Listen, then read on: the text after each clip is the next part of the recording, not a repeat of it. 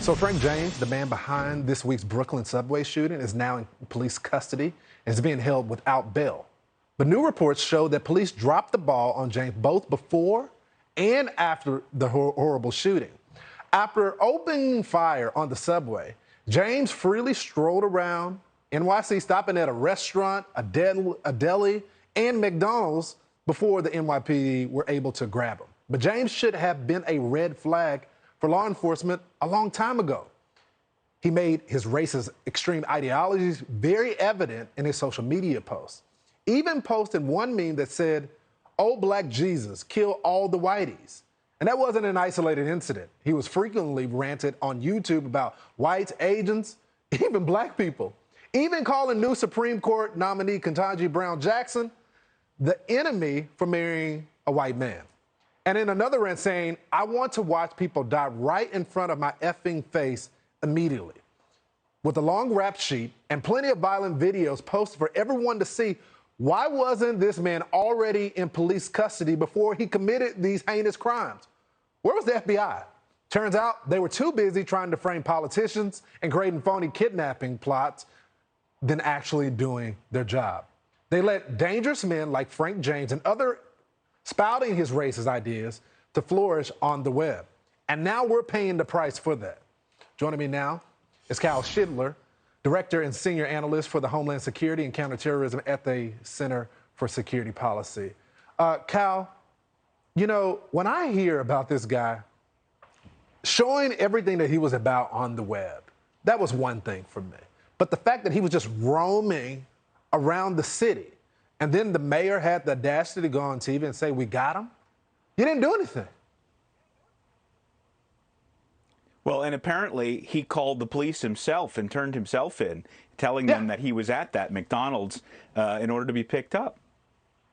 That's exactly right. So I guess my question, you served in law enforcement, and the majority of them do their job. But it seems like the rank and file they've become so political that they're not catching the people that are really a harm to society. Well, let's go back in time so we can figure out how this happened. In 2017, the FBI writes an intelligent assessment on what they call black identity extremism, and this assessment was quite good. It was looking at what was causing individuals to target law enforcement, particularly after Ferguson and during the rise of Black Lives Matter. And they did a very good job looking at this ideology and studying it. It's a moderate but very seriously well done piece of work product. And it does fine, and the FBI uses it until 2019, when a congressional briefing leaks the fact that the FBI is using this term.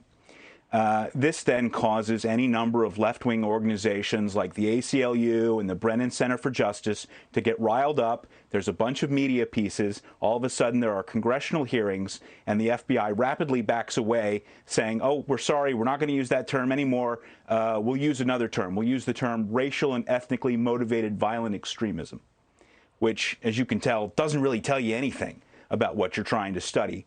And the problem is, in any bureaucracy, if you can't name a thing, you can't deal with it. You can't investigate it. You can't analyze it. You can't understand what you're seeing when you see a suspect like Frank James's social media. And so because of the politicization of our law enforcement, our cops and our FBI don't have the ability to understand what they're looking at when it comes to dangerous threats like Frank James. Sir, they can't be bored. Because there's a lot happening in America. Assaults are up. Murders are up.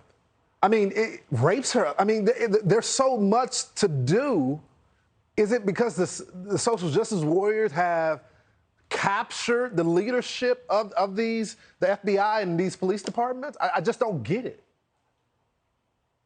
Well, you know, part of this is being driven by the Biden administration, which is using intelligence community resources to issue reports insisting that white supremacy is the only relevant threat. You know, the Department of Justice is spending resources looking at protesters at school board meetings.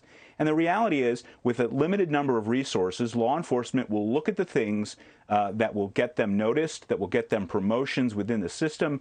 And if you're being told, or you realize doing these kinds of cases is not going to get you promoted, you're not going to spend the time on it. Yeah, and if that was such a big threat, I would love to see the prosecution of all those people. They haven't been able to even do that, so I just think it's shameful. Sir, thanks so much for joining the program. Hey, Sean Hannity here. Hey, click here to subscribe to Fox News YouTube page and catch our hottest interviews and most compelling analysis. You will not get it anywhere else.